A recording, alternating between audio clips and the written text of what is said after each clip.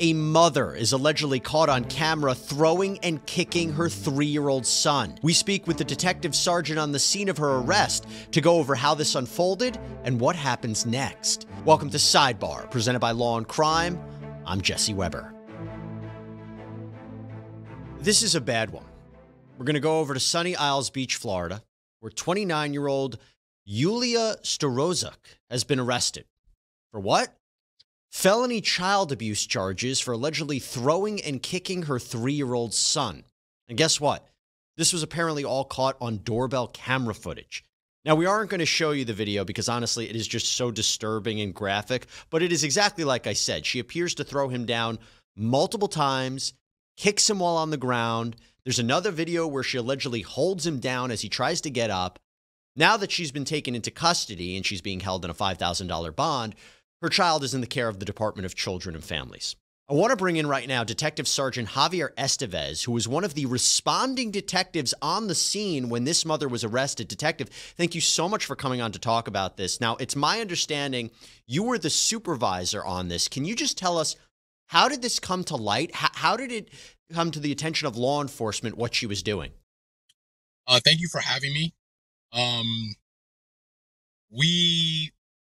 Initially, she called the police department the night prior, and it appears she had some sort of a nervous breakdown and did not want to be in the custody or was asking for help, financial help for her child.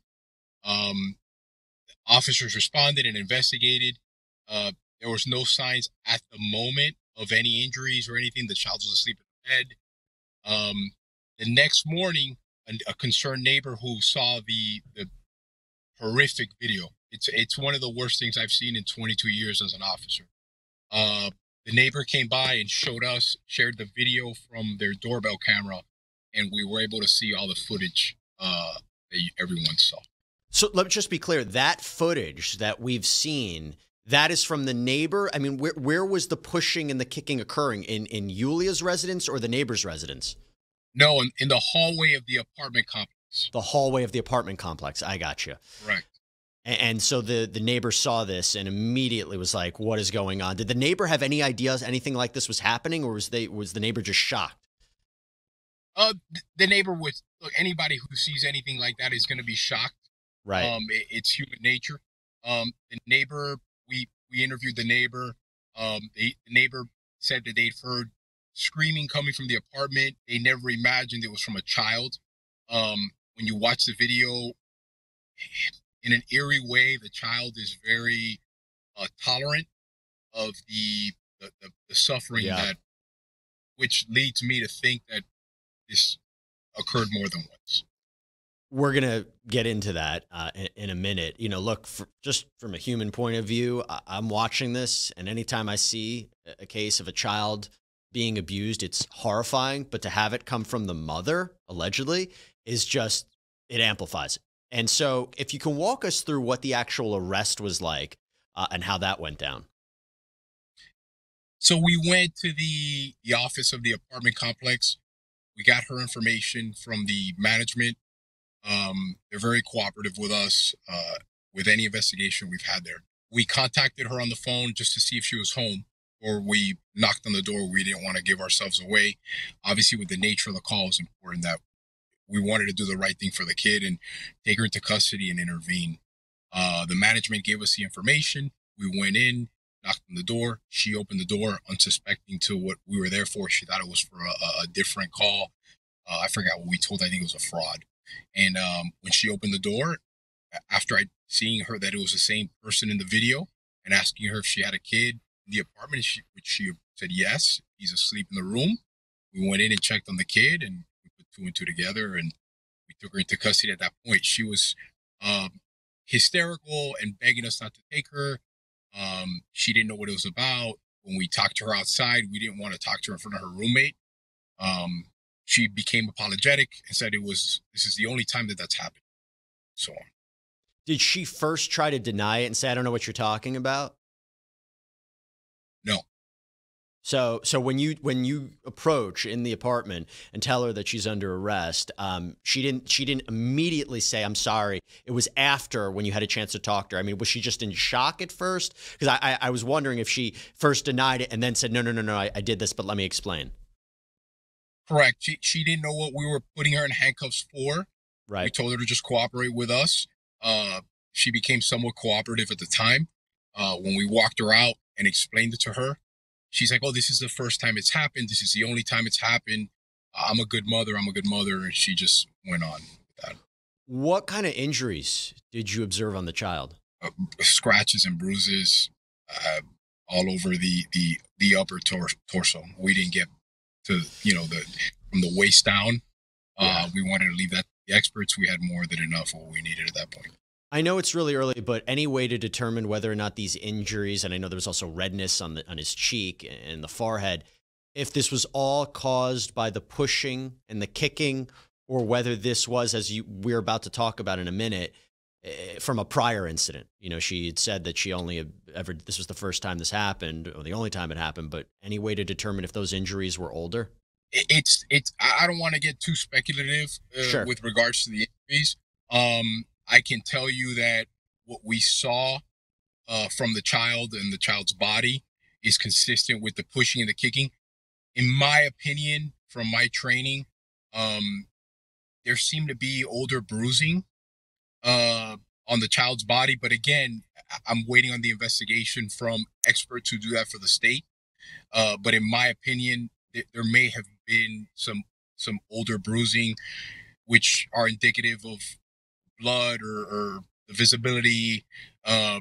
So it wasn't consistent with all the other bruising in the body. So again, from what I saw, in my opinion, there may have been previous instances of child abuse. My gosh.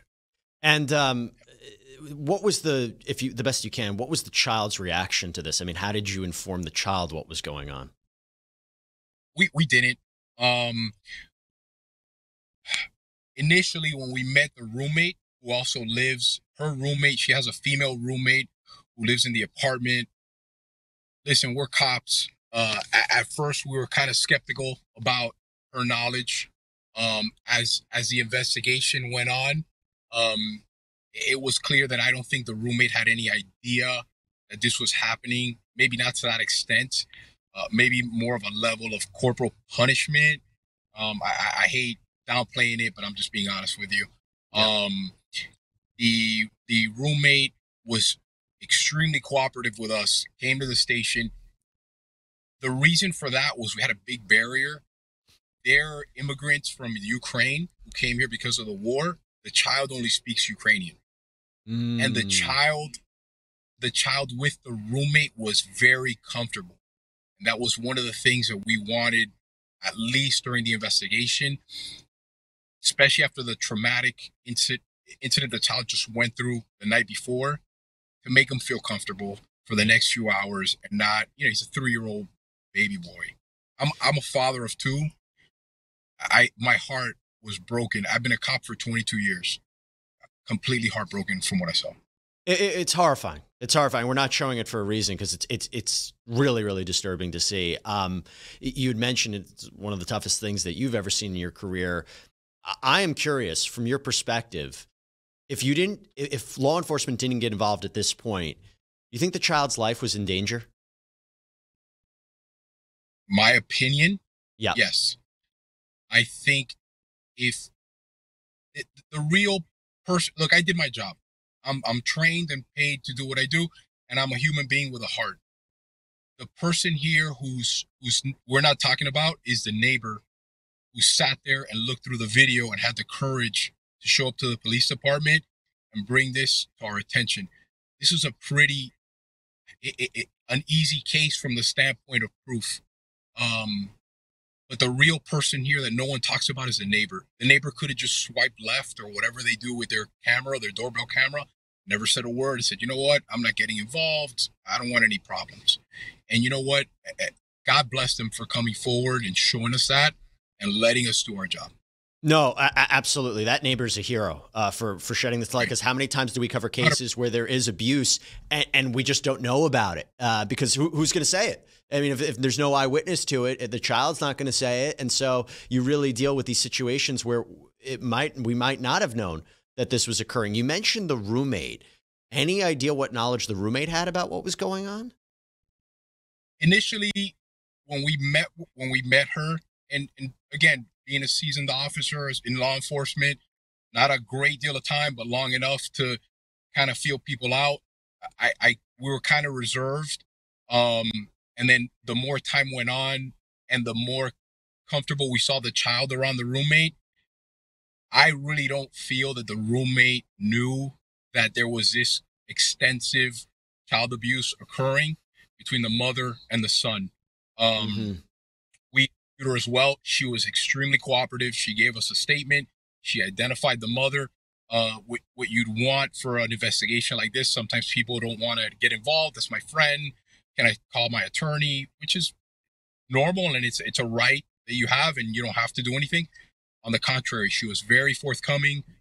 She cooperated from A to Z with us, and I really generally, in my heart of hearts, don't think that she knew it was anything to this extent. You had mentioned that this mom was from Ukraine, I suppose recently here in the United States. I believe she was a flight attendant. When she was in court, she said, "I am very sorry," speaking to a translator, "I am very sorry. I'm a single mom. It was the only time I let my emotions take better of me, and I never abused my child. This only happened once." What are your thoughts on this? Because again, I think she also says that the reason she was disciplining, air quotes, her child was because he wanted to go to the playground and he wasn't listening. I mean, what's your reaction to that statement? I imagine having been involved in these kinds of child abuse cases in your career. We've had child abuse cases where there's no validity to them. They don't meet the criteria of abuse. We've had child abuse cases where we've made arrests, a slew of them from, I mean, you can only imagine. What we saw on that video was so shocking and horrifying. From a detective standpoint, you always investigate things but it was so obvious watching the video. That was a 3-year-old boy. Yeah. What she did to that kid is worse than I've seen adults do to other adults. There's no child, no human being deserves done to him or her what that mother did to the kid. And being a parent of 2, it broke my heart even more. It was very sad. I've been a detective for a while. I've never gotten so many calls to my office line with the outpouring of, what can I do to help out the boy? We'd like to adopt the kid.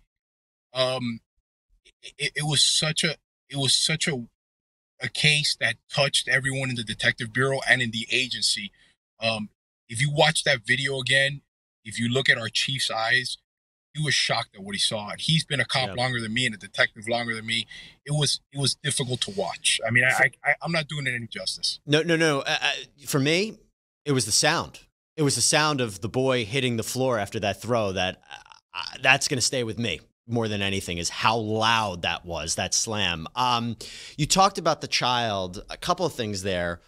One, obviously, this is brand new, but in terms of being able to speak to him through a translator, obviously, about what happened to him, and he's so young, and obviously there's trauma here.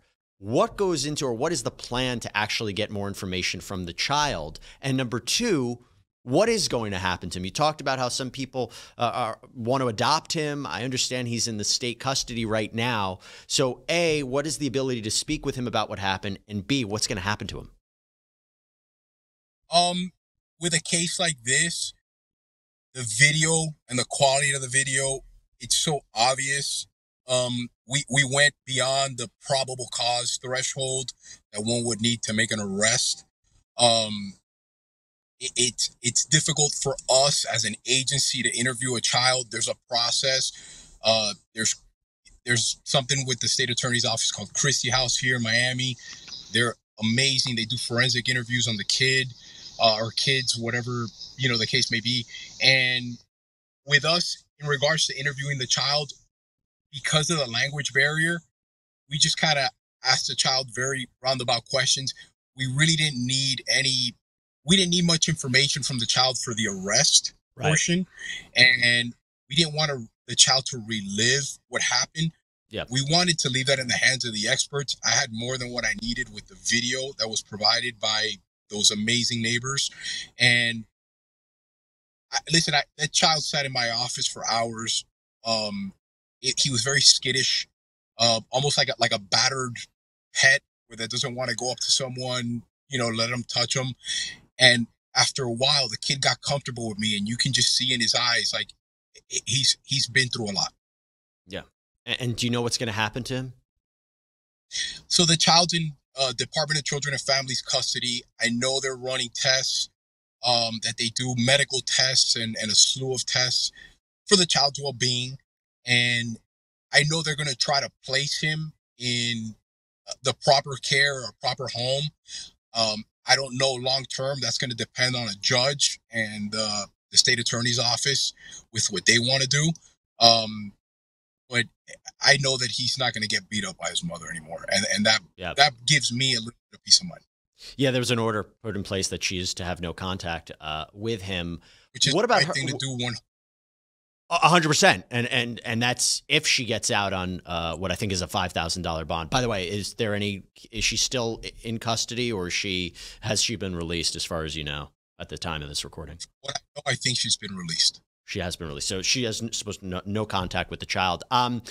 What is going to happen with her case? Because I am curious if you think there's a possibility her charges could be upgraded to something more. We charge her with the highest, with the felony, with the highest possible charges you can get, obviously to the letter of the law. We sat there and went over all the different possibilities and charged her with as high as we could. If the state's willing to upgrade it, fantastic. I think this is a case. There's two things here. I want to say the child's very lucky that was recorded, and the child is very lucky that those angels across the hall came forward and shared that video. But with regards to her charges, we charge her with the felony as much as we could. We spoke with the state attorney's office. They were great in working and collaborating with us. And, unless there's something else out there that can up the charges, something different, we'll see. What would be the maximum penalty if she's ultimately convicted of these charges? Time in prison, time in jail. Years wise, it depends. She's a first time offender. Right. They're going to take things into consideration. Her immigration status. Maybe she has some sort of. I hate saying it like I'm justifying it, because I'm not. I'm just being honest with you. There's a lot of things that come into play.